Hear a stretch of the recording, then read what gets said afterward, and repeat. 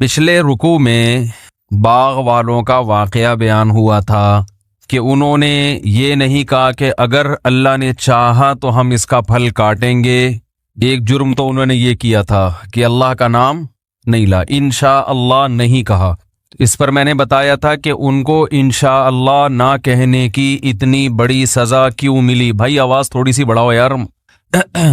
ان کو انشاءاللہ نہ کہنے کی اتنی بڑی سزا کیوں ملی؟ وجہ کیا ہے کہ ان کے انشاءاللہ میں اور ہمارے انشاءاللہ میں فرق۔ دوسرا انہوں نے یہ کیا تھا، چلیں اب کچھ بہتر ہو گئی ہے، ابھی میں نے تھوڑا قریب کیا نا، ایکو بند کر دیں ایکو۔ دوسرا مسئلہ یہ کہ انہوں نے یہ کہا آپس میں چہمے گوئیاں کر رہے ہیں، آپس میں سرگوشیاں کر رہے ہیں کہ جب باغ کا پھل کٹے گا تو خیال کرنا کوئی غریب قریب میں نہ پھٹکے، غریبوں کو آنے نہیں دینا۔ یہ انسان کی طبیعت میں نا ایک لالچ ہوتی، بھائی اتنا اللہ نے دیا ہے کچھ غریبوں کو بھی نکال دو۔ جو سخی آدمی ہوتا ہے وہ کہتا ہے کہ اللہ نے اتنا دیا ہے تو غریبوں کا حق بھی اس میں نکالوں گا۔ ہم تو دیکھتے ہیں پہلے سے لوگ پہلی تنخواہ جب آتی ہے نا تو پہلے سے نیت کر لیتے ہیں، یار پہلی تنخواہ آ رہی ہے اتنے پرسنٹ تو اللہ کی راہ میں دینا ہی دینا ہے۔ تو یہ خاندانی ہونے کی علامت ہوتی ہے۔ غیر خاندانی ہونے کی علامت کیا ہے؟ کہ پہلی تنخواہ آ رہی ہے کوئی مانگنے نہ آ جائے، ہے بھائی کوئی لوگوں کو پتہ نہ چل جائے۔ وہ میں بتا چکا ہوں، لوگوں سے چھپانا بھی اس زمانے میں کسی حد تک ضروری ہے، کیونکہ وہ پھر جو مستحق نہیں بھی ہوتے نا وہ بھی آ جاتے ہیں۔ میرا تو ایک تجربہ ہے کہ کسی غریب کو پیسے دے دو نا، زیادہ دے دو تو وہ پھر کمبل ہو جاتا ہے۔ وہ ابھی 2-4 دن پہلے کی بات ہے، ایک ماسی آئی بیچاری ایک بچے کے ساتھ، غریب ماسی، اس کے بچے پہ مجھے بڑا ترس آ رہا تھا۔ تو ماسی نے کہا کہ بہت دکھڑے سنائے اپنے، مجھے بڑا ترس آیا اس کے اوپر۔ میں نے وہ 500 مانگ رہی تھی، میں نے 5000 روپے دے دیے، بہت خوش ہو گئی۔ اسے میں نے کہا اب دوبارہ نہیں آنا، کیونکہ مجھے تجربہ ہے نا کہ ایک دفعہ تعاون کرو نا تو اب پھر وہ ان کو لت پڑتی ہے۔ پھر یا تو کہیں قریب میں ہوتی تو میں گھر جا کے دیکھ لیتا، وہ تھی بھی کہیں بہت دور سے آئی تھی، اور ظاہر ہے ہر ایک کی تحقیق کرنا بھی بڑا مشکل کام ہے، آسان نہیں ہے۔ تو میں نے کہا دوبارہ نہیں آنا۔ اگلے دن 2 بچوں کو لے کے آ گئی، یہ پرسوں کی بات ہے، آج ہی 2 بچوں کو لے کے آ گئی۔ وہ بیٹھی ہوئی ہے گھر سے، ایک تو کورونا پھیلا ہوا ہے ٹھیک، کورونا پہ بیان نہیں کروں گا، بے فکر رہیں۔ 2 بچوں کو لے کے آگے بیٹھ گئی۔ اب وہ بار بار پیسے مانگ رہی، میں نے کہا ابھی تو دیے تھے 5000، وہ 3000 فلانے کو دے دیے، 2000 فلانے کو دے دیے، وہ ڈمکانے کو دے دیے، اب وہ کہانیاں قومی ترانے شروع۔ خیر پھر گھر والوں نے دیے اس کو پیسے، مجھے نہیں پتا تھا گھر والوں نے دے دیے ہیں، پھر بیٹھی ہوئی ہے۔ اب میں گیا ہوں تو میرے پاؤں پکڑ رہی ہے۔ اب آدمی کو وہ ہوتا ہے یار پاؤں کیوں پکڑ رہے ہو بھائی، عجیب سی فیلنگ ہوتی ہے نا، کیوں ہمیں اتنا کیوں، اور اپنے آپ کو اتنا گھرا کیوں رہے ہو؟ تو وہی ہے، پھر پتہ چلا گھر والوں نے بھی دے دیے ہیں اس کو، مجھے نہیں بتایا اس نے، گھر والوں نے دے دیے ہیں، مجھے یہی ہے۔ تو مسئلہ یہ ہے کہ اس کا بھی ایک تجربہ شیئر کرنے کا فائدہ یہ ہوتا ہے نا کہ دیں اور کوئی درست طریقے سے۔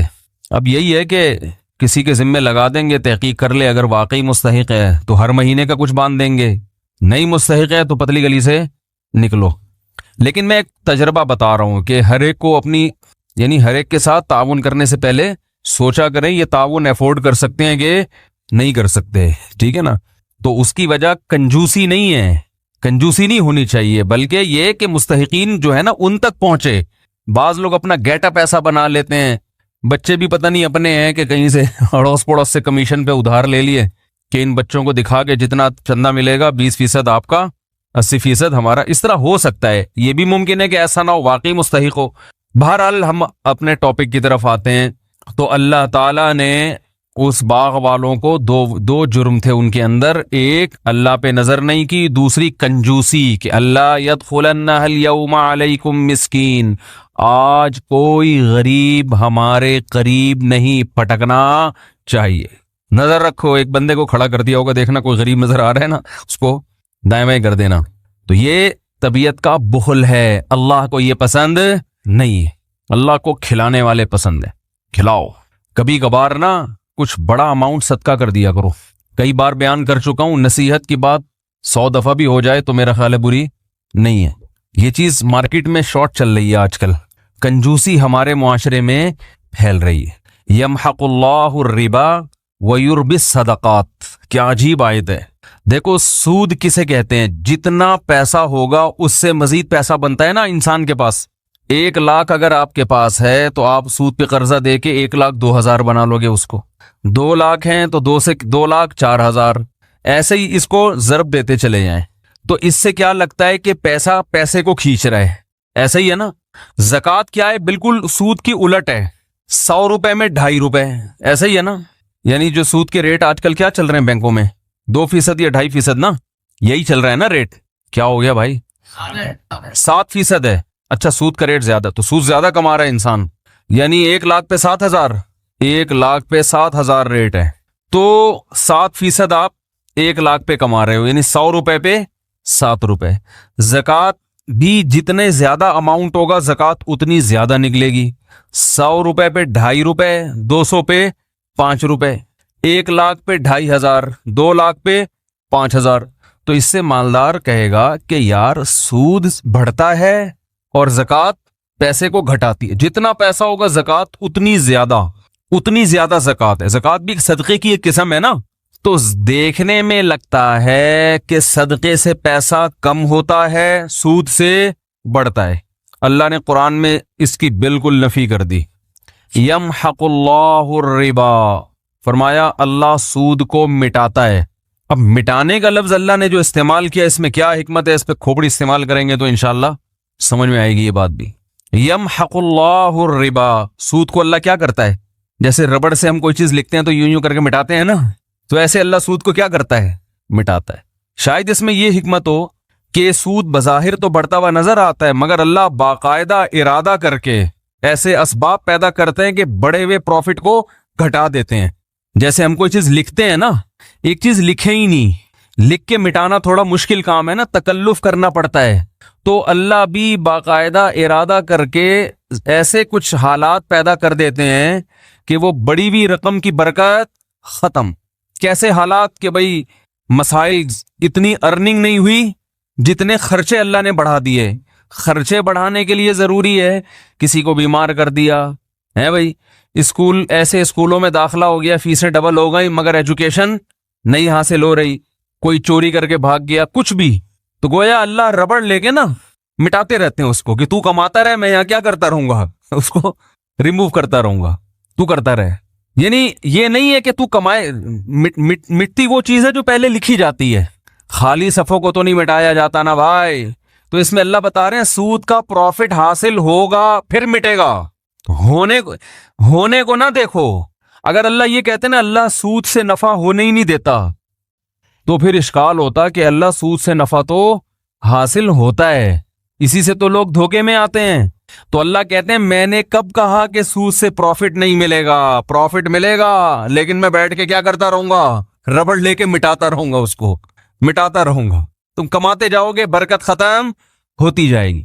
ہاں فرمایا وَيُرْبِ الصَّدَقَاتِ، اور صدقے کو اللہ کیا کرتا ہے؟ بڑھاتا ہے۔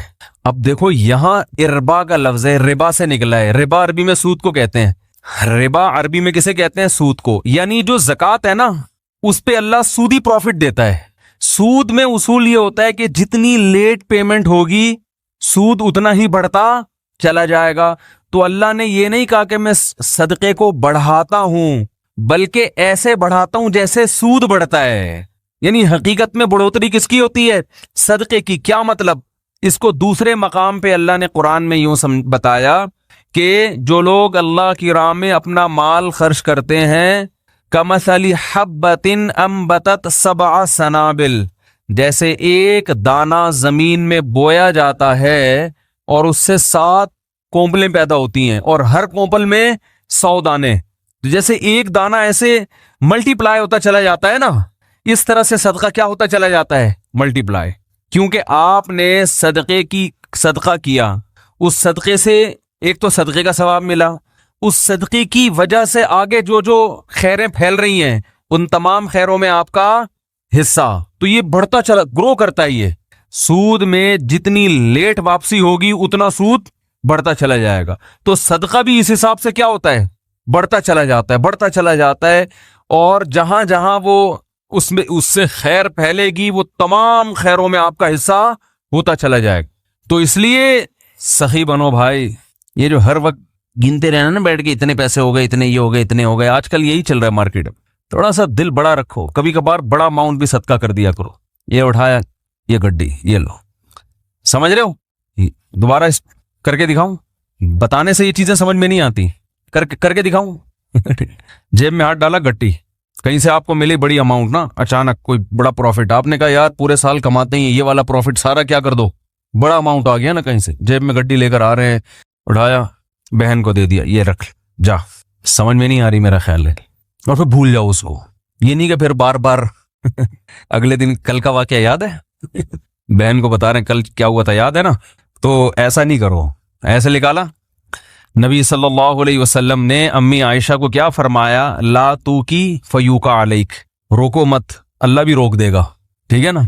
तो हिसाब किताब भी करना चाहिए, घर का खर्चा हिसाब से चलाना चाहिए, आपको पता होना चाहिए आपकी मंथली अर्निंग कितनी है और घर का खर्चा कितना है। मैंने पता है क्या है, मैंने पूरा एक्सेल पे अपने घर का सारा सेटअप बनाया हुआ है।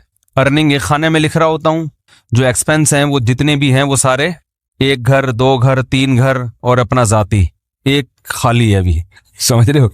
एक क्या है, खाली है, पता नहीं कोई लिफ्ट ही नहीं करा रहा। खैर, तो पूरा मैं हिसाब रखता हूँ, ये मेरी अर्निंग है, ठीक है ना? ये मेरे पहले घर का खर्चा, हर चीज उसमें डल रही है।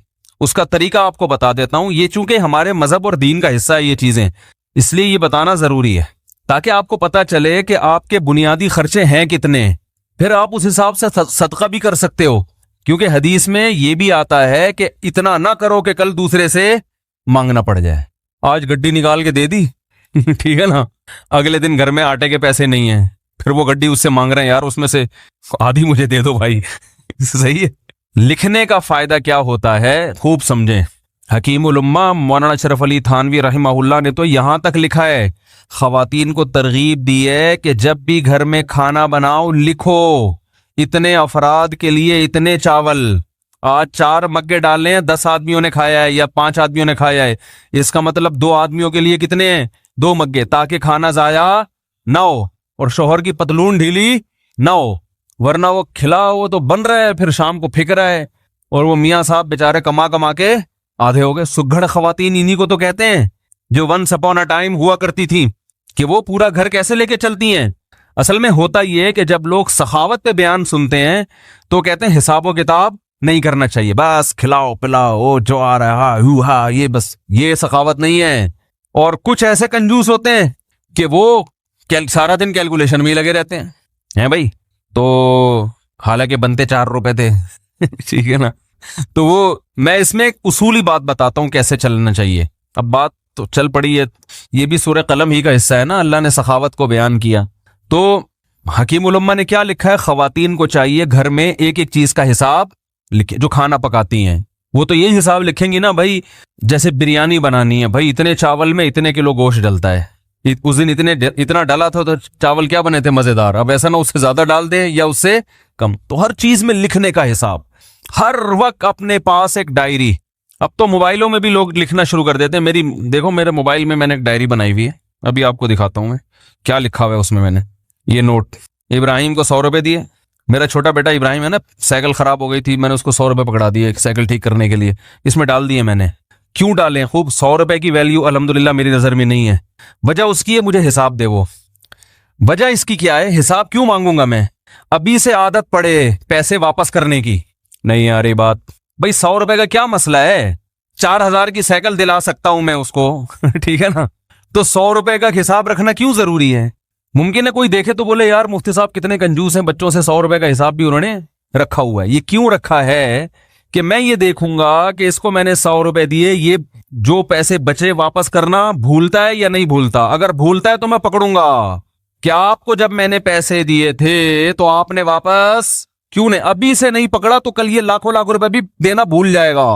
नहीं आ रही बात, कल ये बहरिया टाउन में एन मुमकिन है प्लॉट खरीदे 1 करोड़ का किसी बंदे से, मुमकिन तो भाई बहुत कुछ हो सकता है ना, वजीर आजम भी बन सकता है। और फिर जब वजीर आजम बना और लोगों ने कहा आपने तो कहा था गुर्बत का खात्मा करेंगे, कहेंगे ओ सॉरी मैं क्या हुआ भूल गया था गुर्बत का खात्मा करना। आपने कहा था कराची में गंदगी का ढेर हटवाएंगे आप, इसलिए आप कराची वालों ने आपको वोट दिया। ارے یار میرے ذہن سے نکل گیا. ٹھیک ہے, نہیں آ رہی بات. تو اس کا تعلق صرف بچے کی کس سے ہے؟ تربیت سے. ہمارے ذمے تربیت کی کوشش ہے, نہ بنے تو اللہ کی مرضی. سمجھ رہے ہو؟ تو بچوں کو نا پیسے دے کے بگاڑنا نہیں چاہیے, ان میں عادت خراب ہوتی ہے. پیسے دینے تو وہ دیں, جیب خرچی ان کی باندھیں تاکہ وہ اپنی مرضی سے کھائیں, تو وہ جیب خرچی کا سیٹ اپ الگ ہے, وہ ہم ہر جمعے کو بچوں میں جیب خرچی بانٹتے ہیں. لیکن معاملات میں ان کو 2 نمبری کی اجازت نہیں. میں نے لکھا بھائی ابراہیم کو 100 روپے دیے ہیں, اب میں یہ نوٹ کروں گا کہ یہ 100 روپے کا مجھے حساب دیتا ہے یا بھول جاتے ہیں. ابھی لکھنے کی کیا ضرورت ہے؟ دماغ میں کیوں نہیں رکھا بھائی؟ دماغ کو مفید کاموں کے لیے رکھو. 100 50 روپے کے لیے دماغ کو فالتو میں مت کھپاؤ بھائی. یہ چیز اگر یہاں نہ ہوتی, دماغ میں ہوتی, تو دماغ اور کسی کام کا ہوتا. یہ بیان کرتا میں یہاں بیٹھ کے, ہر وقت دماغ میں یہی یاد رکھنا ہے, اس کو 100 روپے دیے, اس کو 50 روپے دیے, اس کو 1 لاکھ روپے دیے, اس کو یہ دماغ میں. دماغ سے چیز اٹھا کے کہاں لے کے جاؤ؟ ڈائری میں. حضرت حکیم الامہ مولانا اشرف علی تھانوی رحمہ اللہ تعالی, یہ مجدد تھے اپنے دور کے, ایسے خاندانی آدمی تھے. یہ ذکر کرتے ہوئے جا رہے تھے. ان کا معمول تھا فجر کے بعد ذکر کرنے کا, تو چہل قدمی بھی کرتے تھے تاکہ واکنگ ہو جائے فجر کے بعد, اور ذکر بھی. تو ایک دم رکے, جیب سے ڈائری نکالی, قلم سے, قلم ان کے یہاں رہتا تھا ہر وقت کان پہ, فوراً کچھ لکھا اور ڈائری جیب میں. کسی نے پوچھا حضرت آپ ذکر کر رہے تھے, یہ ابھی بعد میں لکھ لیتے یہ؟ انہوں نے کہا نہیں, میرا دماغ اللہ کی طرف ہے. ذہن میں خیال آیا, اگر میں ڈائری پہ نقل نہ کرتا نا تو وہ خیال مجھے محفوظ رکھنے کے لیے بار بار دماغ کہاں جاتا؟ اسی خیال کی طرف. تو وہ مجھے ذکر سے بھی غافل کرتا. وہ چیز دماغ سے کہاں آ گئی؟ ڈائری میں, اب جیب میں. اب دوبارہ ذکر توجہ کے ساتھ. اب یہ ڈائری کی ٹینشن ہو گئی ہے, اب یہ اپنی ٹینشن کیا ہو گیا بھائی؟ ایسی خاندانی چیزیں ہیں یار, یہ تو زندگی میں کامیابی کے اصول ہیں اللہ کے بندو. ہمارے پاس کسی کے پاس بھی کوئی ڈائری نہیں ہوتی. لاکھوں کروڑوں کے بزنس دماغ میں چل رہے ہوتے ہیں. وسیم کباڑی سے 1 لاکھ روپے لینا ہے, سلیم گولے گنڈے والے کو 20 لاکھ روپے دینے ہیں. ٹھیک ہے نا, سب دماغ کچومبڑ بنا ہوا ہے, دماغ کا کچرا کنڈی بنا ہوا ہے. دماغ کچرا کنڈی بنا ہوا ہے کہ نہیں بنا ہوا؟ اتنی فکریں ہوئے, کیا کیا کھوپڑا. تو کھوپڑا ہے یہ کیا ہے؟ اس کو یہ کرنا ہے, اسے یہ کرو, پھر بھول گیا, جو بات ہو بھول گیا, ہر چیز بھول رہا ہے. تو مجھے کہتے ہیں بیان کے دوران بھول جاتے ہیں کیا ٹاپک چل رہا تھا. تو آپ جو چیزیں بھول رہے ہیں نا وہ زیادہ خطرناک ہے. آگے کیا لکھا ہوا ہے؟ پھل, وہ اس کی قیمت لکھی ہوئی ہے. اب یہ نہیں کہ پوری ڈیٹیل کے ساتھ ایک ایک چیز, ایسا نہیں, اشارے. یہ اشارے اس لیے کہ رات کو 24 گھنٹے میں ایک ٹائم جو ہے نا, یہ سب چیزیں ایکسل میں چلی جائیں گی. کہاں چلی جائیں گی؟ سب جو یاداشتیں ہیں, جب سے 100 روپے تو نہیں جائیں گے, یہ تو ایک یاداشت ہے نا کہ اس نے حساب دیا کہ یہ ادھر ہی رہے گا. باقی جتنے خرچے آج ہوئے وہ سارے کہاں چلے جائیں گے؟ وہ آفس کا جو سافٹ ویئر آتا ہے نا خرچوں کا, 1 گھر 2 3 4 جو بھی ہیں, اللہ توفیق دے, تو وہ سب اس میں ڈال دیے. اس سے کیا ہوتا ہے بھائی؟ بدگمانی سے انسان بچتا ہے. علماء کہتے ہیں کہ بدگمانی کا موقع فراہم, بولو بھائی, مت کرو. کیسے؟ ہم جب حضرت کے پاس گئے نا, حضرت مفتی رشید احمد صاحب کے پاس, تو حضرت فرمایا کرتے تھے رات کو جو پیسے ہیں نا آپ کے, وہ لاکر میں رکھیں. کسی طالب علم کو بٹوا نکال کے اپنے سرہانے پہ رکھنے کی اجازت نہیں ہے. کیوں؟ اگر چوری ہو گیا یا گم گیا, شبہ ہوگا ساتھ والے پر, شیطان کو موقع مل جائے گا اپنے ساتھی کے خلاف بدگمان کرنے کا. حالانکہ عین ممکن ہے ساتھ والے نے چوری نہ کیا ہو, باہر سے کوئی چور آ جاؤ, کوئی بندہ آیا ہو لے کے چلا گیا ہو, لیکن یہ وضاحتیں کون کرتا پھرے گا بعد میں؟ فوراً دماغ میں کیا آئے گا؟ اس نے کیا ہے. یہ بھی ممکن ہے اس نے کیا بھی ہو. تو فرمایا کرتے تھے کہ بدگمانی کے مواقع سے بچنا ضروری. تو لکھنے کا فائدہ یہ ہوتا ہے کہ ایک تو بدگمانی سے انسان بچتا ہے. سمجھ رہے ہو؟ آپ کی بیگم نے کوئی سوٹ خریدا 5,000 روپے کا, ہمارا تو میرا اپنا حساب ایسا ہے, میں دماغ میں کچھ رکھتا ہی نہیں ہوں. مجھے تو پتہ ہی نہیں ہوتا کہ ابھی خریدا تھا تو کل خریدا تھا کہ نہیں خریدا تھا. ساری چیزیں کہاں جا رہی ہیں؟ لیپ ٹاپ. تو اب اگر کبھی اختلاف ہوگا تو کل لیا تھا پرسوں لیا تھا, تو لیپ ٹاپ سے پوچھ کے بتاتا ہوں میں. ٹھیک ہے نا, کس سے پوچھ کے بتاتا ہوں؟ لیپ ٹاپ بتائے گا کہ پچھلی عید پہ کتنا خرچہ ہوا تھا, اس عید پہ. ایک چیز تمیز سے لے آئے نا ہر چیز, بھائی عید پہ اتنے. اب میری لوگ کہتے ہیں نا اتنے گھر کیسے چلا رہے ہو؟ جیسے کمپنی چلتی ہے نا, ہم ایسے چلا رہے ہیں. کمپنی کا ایک نظام ہوتا ہے نا, سسٹم ہوتا ہے. مجھے عید پہ شاپنگ میرے لیے سب سے آسان ہے, آپ لوگ کے لیے ایک گھر کے لیے مشکل ہوگی, کیونکہ مجھے پتا ہے پچھلی دفعہ عید پہ کتنے خرچ ہوئے تھے. وہ حساب نکالو, اس دفعہ تھوڑا گڑ زیادہ ملا کے پیسے بانٹ دو, ختم, چلو بھائی ہماری وجہ سے. ٹھیک ہے نا. وہ رمضان سے یعنی شعبان میں ہی سارا حساب کلیئر, پیسے دے دیتا ہوں میں. کہ بھائی اب جس نے جو خریدنا ہے خرید لے، ہر ایک کے فی بندہ اتنے پیسے ہیں، عید کے گریوی جو ملے گی نا عید پہ وہ فی کس اتنی ہے، تو پھل کے حساب سے ہر چیز ایسے تمیز سے چل رہی ہے۔ تو اب ہوتا کیا ہے، لکھنے کا فائدہ کیا ہوگا، ادھر آپ نے اپنی ارننگ لکھی، ادھر ڈیلی بیسس پہ آپ نے اپنے خرچے ڈال دیے۔ مہینے کے آخر میں یہ لکھنا اس لیے نہیں ہے کہ کنجوسی کرے انسان، گھر والوں پہ خرچ نہ کریں، نہ خرچ کریں کھول کے، جتنا اللہ نے آپ کو دیا دبا کے کریں خرچ۔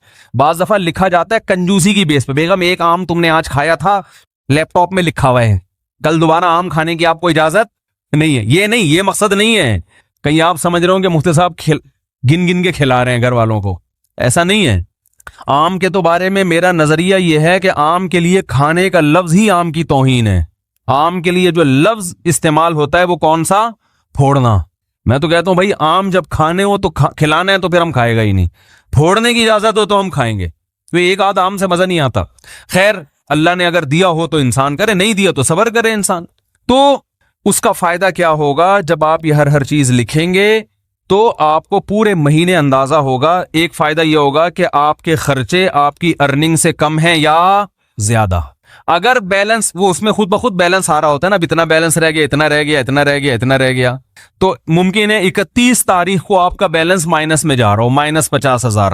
اس کا مطلب آپ سے بڑا بیوقوف دنیا میں کوئی ہے ہی نہیں، کیونکہ دنیا میں جس آدمی کی کمائی کم اور خرچہ زیادہ، اس کا مطلب وہ اپنے آپ کو بھیک مانگنے کے لیے تیار کر رہا ہے، باتیں چوتھی شادی کی کر رہا ہے، صحیح ہے نا؟ لیکن حالات ایسے ہیں کہ بقیہ بھی یا تو بھاگ جائیں گی یا یہ کشکول لے کے بھیک مانگے گا۔ یہی مطلب ہے کہ نہیں ہے؟ تو پہلا فائدہ آپ کو یہ ہوگا کہ قرآن نے جو ہمیں حکم دیا ہے کہ اعتدال سے خرچ کرو، وَلَا تَبْسُطْهَا كُلَّ الْبَسْطِ، نہ اتنی کنجوسی کرو اور نہ اتنی سخاوت کرو کہ کل لوگوں سے بھیک مانگنی پڑے۔ تو یہ جو میانہ روی قرآن کا حکم ہے، اس حکم پر عمل کرنا اس وقت تک ممکن ہی نہیں ہے جب تک آپ کو یہ نہ پتا ہو کہ میری ارننگ زیادہ ہے یا میرے خرچے زیادہ ہیں۔ اگر آپ نے دیکھا کہ آپ کے خرچے زیادہ ہو رہے ہیں تو پھر اس میں کیا کرو، بے ڈھنگے طریقے سے خرچے کم نہیں کرو، پھر آپ نے یہ دیکھنا ہے کہ ان میں کون سے خرچے ایسے ہیں جن میں کمی صحت کے لیے نقصان دہ۔ ترجیحات کیا؟ سب سے پہلے صحت ہے نا، ارے کیا ہو گیا، تو اب آپ نے کیا کیا، فروٹ کا خرچہ کم کرنا شروع کر دیا۔ نہ بھائی بچوں کے کھلونے نکال دو یہاں سے، خرچوں میں کھلونے آ رہے ہیں نا، سائیکل کیا کر دو، بھئی 4,000 کی سائیکل نہیں بنتی، آئندہ یہ نہیں ہوگا، ٹھیک ہے نا، نکالو اس کو، ٹھیک ہے۔ بہت سارے خرچے، میں نے جب یہ لکھنا شروع کیا تو مجھے اندازہ ہوا کہ بھائی ہوٹلنگ پہ ٹھیک ٹھاک خرچ ہو رہا ہے، تو وہ میں نے مینج کیا۔ ہوٹلنگ نہیں نکلنے لونڈے لپاڑوں کے ساتھ، ہمارے بھی ہم دوست ہیں وہ نکل گئے وہاں جا کے کھا رہے ہیں ادھر، یہ شنواری پہ کبھی بکرے کے وہ چانپے پھوڑ رہے ہیں، کبھی دیکھا بھائی وہ ٹھیک ٹھاک آ رہا ہے، چانپے وہاں پہ جو ہے نا یہ ٹھیک ٹھاک خرچہ تو میرا کہاں نکل رہا ہے۔ تو اگر آپ کے خرچے زیادہ ہوں تو آپ نے سب سے پہلے کس پہ کنٹرول کرنا ہے؟ ہوٹلنگ کو، بھائی یہ کم کرو، سمجھ میں نہیں آ رہی تو میں گھر چلا جاتا ہوں، بھائی اس کو کیا کرنا ہے، کم کرنا ہے، یہ نکالو، چائے گٹکا نکالو، سگریٹ نکالو۔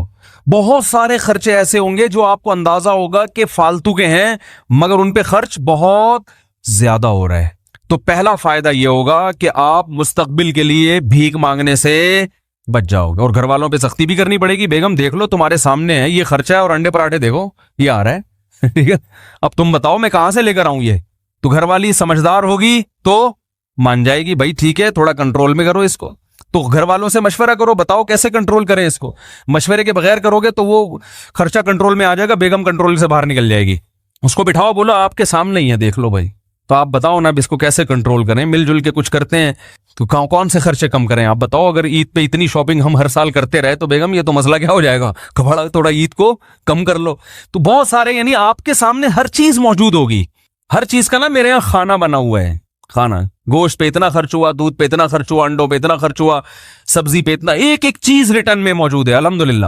تو اب اچھا، پہلا فائدہ۔ دوسرا فائدہ، اگر آپ نے دیکھا کہ آپ کے خرچہ آپ کی سیلری سے کم ہے، الحمدللہ مینیج ہو رہا ہے، بھیک مانگنے کی ضرورت نہیں پڑے گی، تو دوسرا فائدہ آپ کو اس سے یہ ہوگا کہ آپ کو اندازہ ہو جائے گا کہ یار میری سیلری مثال کے طور پر 50,000 ہے، 1 لاکھ ہے، میرے خرچے 99,000 ہو رہے ہیں، لیکن یہ جو 99,000 میرا خرچہ ہو رہا ہے اس میں 25% تو اس فالتو کام پہ خرچ ہو رہا ہے, سمجھ رہے ہیں؟ تو میں اس کو بچا کے ماہانہ 25,000 روپے بچا سکتا. اس 25,000 میں جائز کمیٹی ڈال سکتا ہوں, اس 25,000 کا ہر مہینے گولڈ خرید سکتا ہوں, بہت کچھ ہو سکتا ہے نا بھائی. تو اتنی بچت کے بعد 1,00,000 کے بعد بحریہ ٹاؤن کا پلاٹ 1 سال کے بعد, میں مذاق کر رہا ہوں, بحریہ ٹاؤن والے کو بتاؤ گے نا وہ مارے گا, بولے گا میری توہین نہیں کرو. 25,000 میں ایک مثال دے رہا ہوں, یہ 25,000 کے 25 لاکھ بھی تو ہو سکتے ہیں, کچھ بھی ہو سکتا ہے. یعنی آپ نے ادھر سے چیک کیا, مجھے تو بڑا فائدہ ہوا تھا کہ میں نے جب چیک کرنا شروع کیا مجھے اندازہ ہوا بھائی یہ پیسے بلا وجہ کے اتنا بڑا اماؤنٹ خرچ ہو رہا ہے ہوٹلوں کی چائے پر اور فلاں پر, اور اتنا اس پہ ہو رہا ہے کہ یہ بچ کے بہت اچھی جگہوں پہ بولو بھائی خرچ ہو سکتا. تو آپ جب خود کریں گے تو بہت سی راہیں آپ کے سامنے کھلیں گی. تیسرا فائدہ یہ ہوگا کہ آپ کو یہ پتا چل جائے گا کہ بھئی یہاں سے مینج کرنے کے بعد میری جو سیلری ہے نا اس میں سے میرا بچتا اتنا ہے, تو میرے گھر کے مہینے کے اتنے خرچے تو بہرحال ہیں ہی, اس سے زیادہ کیا ہے غریبی. اب صدقات و خیرات میں آپ کو کیا ہو جائے گی آسانی. اس میں ایک کام اور کرو, ہم میں چونکہ توکل کم ہے تو آپ اتنا اماؤنٹ جمع کرو گولڈ کی شکل میں کہ آج آپ کی تنخواہ اگر چھوٹ جاتی ہے, آپ کو جاب سے نکال دیا جاتا ہے, تو گولڈ کی شکل میں آپ کے پاس 1 سال کا راشن بولو بھائی ہونا چاہیے. مثلا آپ نے وہاں کیلکولیشن کی, آپ نے اندازہ لگایا کہ میرا ماہانہ خرچہ 1,00,000 ہے. ایک مثال دے رہا ہوں, ایک نارمل ایک فیملی والے 1-2 بچوں کے ساتھ 1,00,000 بہت اچھے طریقے سے ہو جاتا ہے. اندازہ لگا لیا جی میرا ماہانہ خرچہ کتنا ہے 1,00,000. تو آپ نے ایک ہدف بنایا کہ یار میں نے 12,00,000 روپے جمع کرنے ہیں. اتنا جمع کرنا نا کہ آج اگر جاب چھوٹ جاتی ہے تو کسی کے سامنے ہاتھ نہ پھیلانا پڑے. آج اللہ نہ کرے کوئی آفت آ گئی, ارے کوئی بڑا خرچہ آ گیا, کوئی خدا نخواستہ خطرناک بیماری آ گئی, تو کچھ پیچھے اماؤنٹ ہونا چاہیے نا. تو وہ کتنا اماؤنٹ ہونا چاہیے؟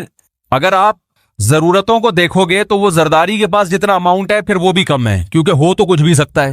اور بالکل ہی زیرو پہ رہو گے تو یہ بھی غلط ہے, یار اتنا بھی نہیں, کچھ تو انسان کے پاس بیک میں ہونا چاہیے. تو ہم نے علماء سے سنا ہے کہ 1 سال کی جیب خرچی پیچھے ہونی چاہیے اس زمانے میں, خاص طور پہ جب توکل کی کیا ہے کمی. اور اگر آپ میں توکل ہوگا تو آپ کے بیوی بچوں میں توکل ہو یہ ضروری نہیں ہے. آپ نے تو کہا کچھ بھی نہیں اللہ کھلائے گا, بیگم کہے جب بھوک لگے گی نا تو ممکن ہے آپ توکل کرو, بیگم توکل نہ کرے, پھر وہ جب چترال لگائے گی تو پھر آپ ہمیں فون کریں گے یار یہ آپ نے توکل پہ بیان کیا تھا. تو بھائی آپ کو سمجھ میں آیا, اس کو سمجھ میں آیا ہی نہیں. وہی کتے والی مثال ذہن میں رکھ لیں, وہ کتا بھونک رہا تھا تو کسی نے کہا بھونکنے والے کتے کاٹتے نہیں. اس نے کہا پتہ نہیں یہ مثال میں نے تو سنی ہے, کتے نے بھی سنی ہے کہ نہیں سنی ہے کہ بھونکنے والے کتے کاٹتے نہیں. کتے کو پتہ نہیں یہ پتہ ہے کہ نہیں پتہ ہے.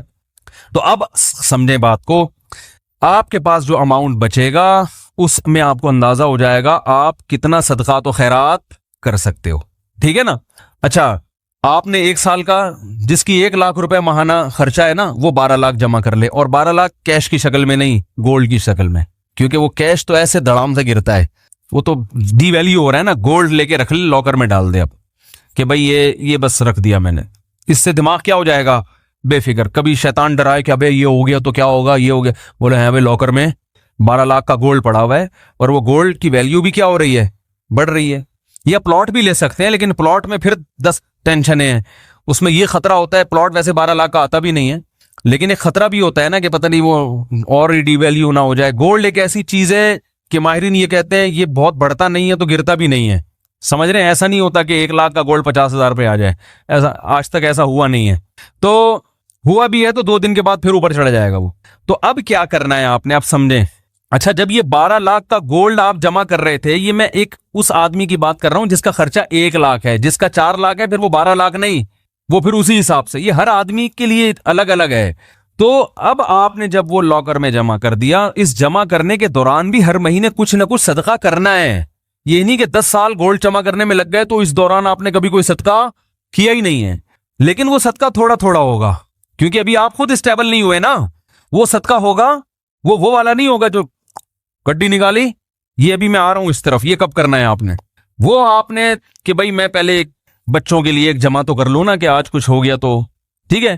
اب آپ نے کیا کرنا ہے کہ جیسے ہی آپ جو ہے نا تھوڑا تھوڑا ہر مہینے کرتے رہیں, جب یہ بھی آپ کے پاس 1 سال کا گولڈ جمع ہو گیا, اب آپ کو اندازہ ہو گیا بھائی میرا ماہانہ خرچہ اتنا ہے, ارننگ اتنی ہے, اب جو ارننگ سے زائد ہے وہ مجھے کلی اختیار ہے، جو مرضی کروں میں اس میں. کبھی وہ جتنی بچت ہے، کبھی بچوں کو گھما کے لے آؤ، اس میں مری کی سیر کرا کے لے آؤ، کبھی کیا کیا سارا اٹھا کے کسی غریب کو دے دیا. اس دوران لاٹری بھی نکلتی ہے نا لوگوں کی، بھائی کاروبار میں اچانک بہت پروفٹ ہو گیا، تو کئی دفعہ بہت پروفٹ ہوا ہے، اس دفعہ کا سارا پروفٹ صدقہ. یہ ہے جو اسٹیج میں بیان کر رہا ہوں نا. بھائی قدر کر لو ان باتوں کی، بہت مشکل سے بہت زندگی گزرتی ہے، پھر آدمی یہ باتیں سیکھتا ہے. پھر جیسے آپ کے پروفٹ میں چھکے لگے تو صدقے میں بھی ایسے چھکے لگنے چاہیے. سمجھ رہے ہو؟ پروفٹ میں چھکے لگتے ہیں نا تاجروں کے، یا کبھی بونس مل گیا. بونس تو ایک تو سالانہ بونس متعین ہوتا ہے، کبھی کبھار باس ویسے ہی خوش ہو کے گریوی میں دے دیتا ہے، یہ لے بھائی لے جا. پھر ایسی گریویوں میں کبھی خود کھا لیا، کبھی ساری گریوی اٹھا کے کس کو دے دی؟ غریبوں میں بانٹ دی، ہدیہ دے دیا کسی کو، کسی غریب کو دے دیا، بہن کو دے دیا، بھائی کو دے دیا. ہمارے ہاں صدقے کے ساتھ جو ظلم ہو رہا ہے نا، دنیا میں کسی کے ساتھ اتنا ظلم کسی چیز کے ساتھ نہیں ہو رہا. ہر چیز میں چھکے لگاتے ہیں ہم. جتنا پروفٹ تھا بیٹے کے ولیمے پہ اڑا دیا، کرتے ہیں نا لوگ. جتنی کمائی تھی آدھی کمائی بیٹی کے جہیز پہ اڑا دی. ہوتا ہے کہ نہیں ہوتا؟ جتنی کمائی تھی ساری ایک مزاربہ پہ لگا دی، جو اسکینڈل چلا تھا. اس قسم کے چھکے تو ہم مار رہے ہیں بہت. ایسا چھکا سامنے نہیں آتا کہ جتنی ارننگ ہوئی اٹھا کے ساری کس کو دے دی؟ غریب کو دے دی. یہ بہت کم ہوتا ہے. صحابہ میں یہ ہوتا تھا. ابو طلحہ انصاری رضی اللہ تعالی عنہ نبی صلی اللہ علیہ وسلم کے پاس آئے، عرض کیا یا رسول اللہ، مجھے اللہ نے قرآن میں جو آیت بیان فرمائی ہے کہ تم نیکی کی حقیقت کو اس وقت تک نہیں پہنچ سکتے جب تک محبوب چیز اللہ کی راہ میں صدقہ نہ کرو. یا رسول اللہ، مجھے سب سے محبوب میرا باغ ہے، پورا باغ صدقہ. تو یہ کیا ہے؟ چھکے ہیں. ٹھیک ہے نا؟ کرکٹ کے میدانوں میں چھکا لگانے سے سوائے تالیوں کے کچھ بھی حاصل نہیں ہوتا.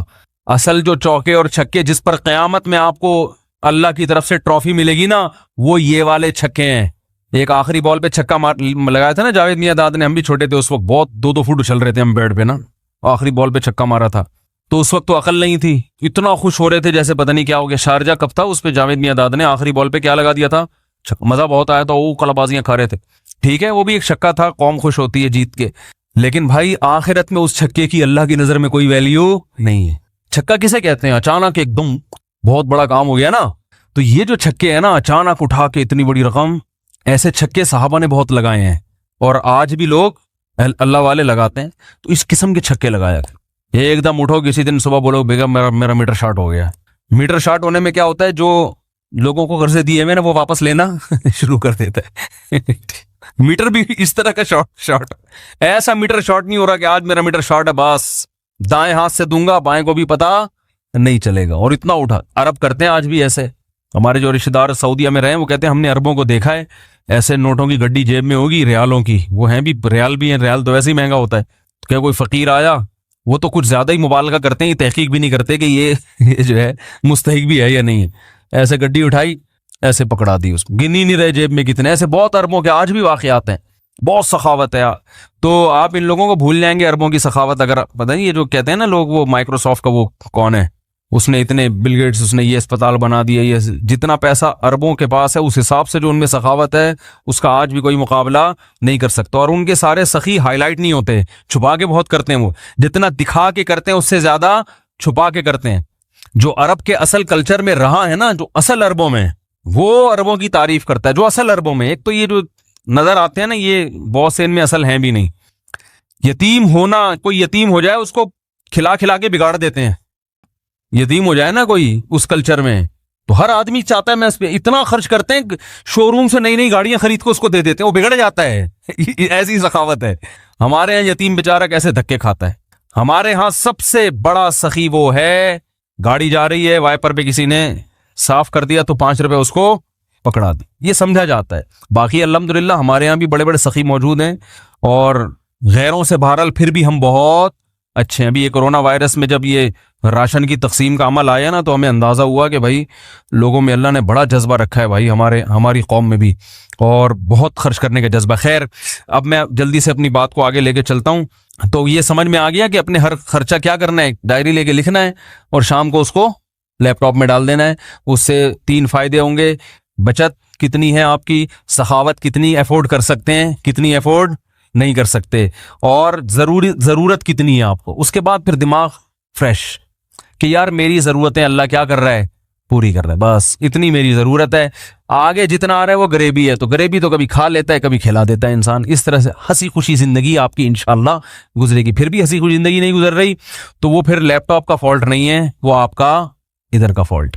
جب مینٹل فالٹ ہوتا ہے نا، پھر وہ انسان کو وہ حکیم صاحب جو کیڑوں والی دوا نہیں کھلایا کرتے تھے ہر ایک کو، پھر اس دوا کی ضرورت ہے، تو پھر وہ پھر بھی پھندے کے خیالات آ رہے ہیں، لٹکنے کے خیالات آ رہے ہیں، تو اس کا مطلب، اور یاد رکھو بہت سے ایسے لوگ ہوں گے جن کا 1 لاکھ نہیں ہوگا، 1 کروڑ روپے ہوگا، بہت سے ایسے بھی ہیں جن کا ماہانہ خرچہ 5,000 روپے ہوگا۔ تو ہر طرح کے لوگ ہیں نا دنیا میں، تو 5,000 والے بھی ہیں، 10,000 والے بھی ہیں، تو ہر آدمی حساب ضرور لکھے، اسے پتا ہو کہ میں مائنس میں جا رہا ہوں، پلس میں جا رہا ہوں، مائنس میں جا رہا ہوں، تو اس کو کم کیسے کرنا ہے۔ تو یہ باغ والوں کا اللہ نے واقعہ بیان کیا، وہ تو پلس میں جا رہے تھے نا، پورا باغ کٹے گا، تو پلس میں جا کے بھی کہہ رہے ہیں غریب قریب میں نہیں آنا چاہیے۔ اللہ نے کہا ایسی ان کا سارا باغ الڑ دیا، اللہ تعالیٰ نے سب تباہ و برباد کر دیا۔ تو آگے اللہ نے فرمایا ان للمتقین عند ربہم جنات النعیم، فرمایا یہ باغ کا واقعہ ہے نا، اللہ فرماتے ہیں جو لوگ تقوی اختیار کرتے ہیں ان کے لیے ان کے رب کے پاس عیش و عشرت کے باغات ہیں۔ جس کے پاس ابھی باغ نہیں ہے نا وہ پریشان نہ ہو، دنیا کا باغ اللہ بسا اوقات دیتے ہیں، وہ آزمائش ہوتا ہے۔ تو جن لوگوں کے پاس باغ نہیں ہے، ان کے پاس خوبصورت باغات اور یہ نہریں اور یہ سب کچھ نہیں ہے ان کے پاس، اللہ فرماتے ہیں وہ ٹینشن نہ لیں، اگر تقوی اختیار کرو گے تو اللہ تمہیں کیا دے گا، بہترین باغات دے گا۔